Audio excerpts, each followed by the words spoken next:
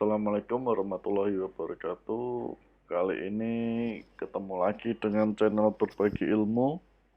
Nah, kali ini kita mau bahas tentang hukum jaminan atau hukum kebendaan ya. Lebih tepatnya perbankan, yaitu tentang pertanyaan, bisakah bank mengeksekusi objek jaminan yang telah dijual?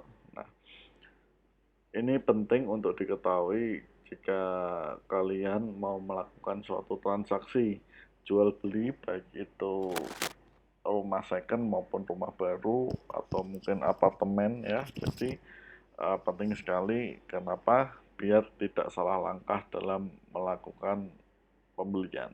Nah, simulasi kasusnya seperti ini ya, Anda bisa lihat ya. Jadi ada Pak Anwar, ada Bu Aya, dan ada bank. Jadi yang pertama, Pak Anwar itu butuh duit, terus dia mengajukan pinjaman ke bank dengan mengagunkan rumah ya. Nah, bank menyepakati permohonan Pak Anwar dan kemudian cairlah kredit sebesar 500 juta dengan jangka waktu sampai dengan 1 Juni 2020. Nah, kemudian bulan April 2020, Pak Anwar menjual rumah yang dijaminkan ke bank tersebut ke Bu Aya. Nah, tanggal 1 Juni 2020, pihak bank melakukan penagihan jatuh tempo hutang kepada Pak Anwar, namun Pak Anwar sudah tidak dapat dihubungi lagi. Kemudian bank mendatangi rumah Pak Anwar, tetapi yang ditemui itu adalah Bu Aya yang tidak tahu menahu tentang hutang Pak Anwar. Nah, kasus simulasi case-nya seperti ini. Jadi kita mau urai satu-satu ya. Nah, posisinya bolehkah bank menjual rumah yang saat ini sudah dibeli oleh Bu Aya dan ditempati oleh Bu Aya. Nah, ketika Pak Anwar meminjam uang ke bank dan bank setuju, kemudian menyerahkan sertifikat rumah atau mengagunkan rumah ke bank, maka secara otomatis timbul suatu perjanjian, yaitu namanya perjanjian kredit. Nah, salah satu aksesoris dari perjanjian kredit adalah pengikatan jaminan. Nah, karena jaminannya adalah sertifikat rumah, maka yang dilakukan pengikatan adalah pengikatan hak tanggungan, di mana terbit yang namanya sertifikat hak tanggungan. Nah, dalam akte atau akte hak tanggungan atau sertifikat hak tanggungan itu, kalau saya tidak salah, jika pihak uh, pemilik agunan ingin mengalihkan atau melakukan jual beli kepada pihak lain, maka harus mendapatkan persetujuan tertulis dari pemegang hak tanggungan, yaitu dalam hal ini bank. Nah, dalam kasus ini kita melihat bahwa Pak Anwar melakukan penjualan rumahnya kepada Bu Aya tanpa sepengetahuan bank. Kenapa tanpa sepengetahuan bank? Karena jelas sertifikatnya masih ada di bank.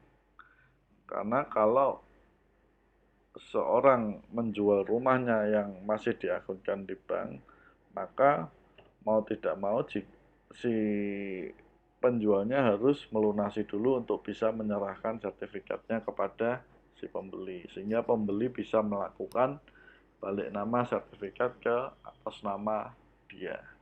Nah, karena kasusnya ini bahwa Pak Anwar menjual rumahnya itu tanpa sepengetahuan bank, maka bank tidak mendapatkan informasi apapun tentang transaksi ini.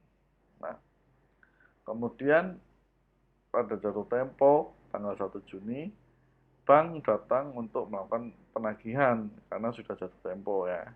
Namun faktanya Pak Anwar sudah tidak dapat dihubungi. Nah, biasanya seperti ini bank langsung mendatangi lokasi agunan atau lokasi tempat kerja. Nah, tergantung mana yang dipilih bank ya. Nah, ketika datang ke rumah yang dijaminkan, ternyata di situ ditinggali oleh Bu Aya yang telah membeli rumah Pak Anwar tanpa sepengetahuan bank juga. Dan mungkin juga Bu Aya tidak tahu ya kalau ternyata rumahnya itu dijaminkan di bank. Nah, dalam kasus ini, bolehkah bank menjual atau melakukan eksekusi agunan Pak Anwar meskipun secara faktual juga rumah itu sudah dijual ke Bu Aya? Dalam hal ini jawabannya adalah boleh. Ya. Kenapa boleh? Karena bank tidak pernah tahu informasi penjualan dari Pak Anwar ke Bu Aya, di mana Pak Anwar memiliki kewajiban untuk menyampaikannya ke bank. Seperti itu. Nah, yang kedua, bank memegang sertifikat hak tanggungan. Artinya secara hukum bank memiliki kedudukan yang tinggi untuk diutamakan terkait pelunasan hutangnya. Nah, jadi bank bisa melakukan lelang atas rumah atau sertifikat yang diagunkan. Dalam hal ini yang saat ini ditinggali oleh Bu Aya. Pertanyaan selanjutnya, lalu Bu Ayanya rugi dong. Ya, Bu Aya mengalami kerugian, pasti. Lalu bagaimana solusinya, kan pertanyaannya seperti itu. Solusinya yang pertama adalah Bu Aya bisa mendatangi Pak Anwar untuk melakukan atau membatalkan atau mengembalikan uang hasil penjualan. Yang kedua, solusi kedua, Bu Aya bisa datang ke Pak Anwar untuk meminta Pak Anwar menyelesaikan hutangnya di bank. Ya. Nah, jika kedua solusi itu enggak tercapai atau tidak berhasil, maka Bu Aya bisa melaporkan Pak Anwar kemana? Ke baik perdata, gugatan ke pengadilan maupun pidana. Pidana apa? Pidana penipuan. Nah, seperti itu. Tetapi tentu prosesnya adalah proses yang lebih lanjut lah ya tentang pelaporan itu. Nah, di sini saya mencoba menyampaikan bahwa munculnya resiko jika kita tidak berhati-hati dalam membeli suatu properti atau suatu bangunan ya. Ketidaktahuan kita akan suatu transaksi properti itu bisa menyebabkan kita rugi mungkin puluhan, ratusan, bahkan miliaran. Nah, untuk itu pahami ya, pahami dulu sebelum membeli sesuatu. Pahami hukumnya, kemudian pahami juga mekanismenya. Ya, jangan sungkan untuk bertanya. Bertanya kepada siapa? Tentu saja kepada ahlinya. Nah, melihat kasus ini, maka yang dapat dilakukan tadi adalah mendatangi Pak Anwar. Cuman masalahnya kan Pak Anwar sekarang sudah raib nih, sudah nggak bisa dihubungi. Nah, tentu di sini pihak yang paling dirugikan adalah Bu Aya. Nah, tipsnya seperti apa? Nah, tipsnya dalam membeli suatu properti bekas maupun properti baru, yang pertama Anda selain melihat kondisi rumahnya ya, secara aspek bangunannya, bangunannya bagus atau tidak, modelnya sesuai atau tidak, dan sebagainya, Anda harus cek yang pertama legalitas, sertifikat, dan IMB-nya. Bagaimana kedudukan sertifikatnya, apakah sudah ada atau masih dalam proses. Yang kedua, apakah dipegang oleh pemiliknya atau dijaminkan, atau makan atas nama pemilik orang lain. Nah, itu juga harus ditanyakan dan diketahui. Yang ketiga, IMB-nya. IMB-nya katakanlah itu bangunan sudah ada atau tidak. Nah, kemudian Anda cek juga pajak-pajaknya, apakah pajaknya juga sudah tertib dibayarkan dari tahun ke tahun.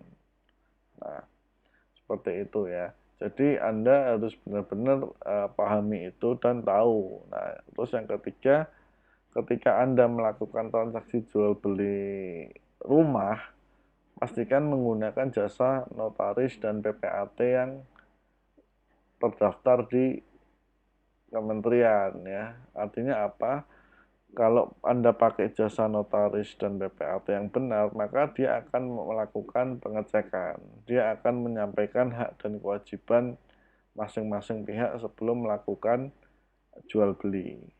Dan ingat, jual beli sertifikat atau jual beli rumah itu harus dilakukan dengan langsung balik nama.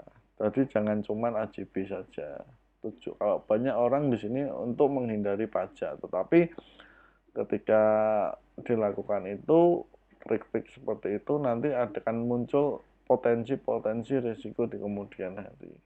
Ya, contoh risikonya, katakanlah ketika Anda melakukan PPJB atau mungkin kesepakatan tanpa harus balik nama dulu, maka ketika itu sedang berjalan, tiba-tiba si pemiliknya meninggal.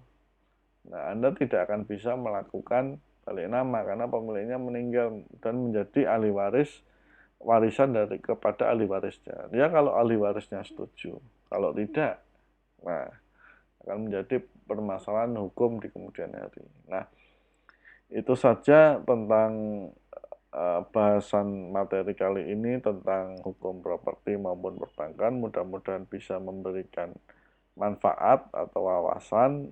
Lebih kurangnya saya mohon maaf. Terima kasih sudah menonton. Assalamualaikum warahmatullahi wabarakatuh.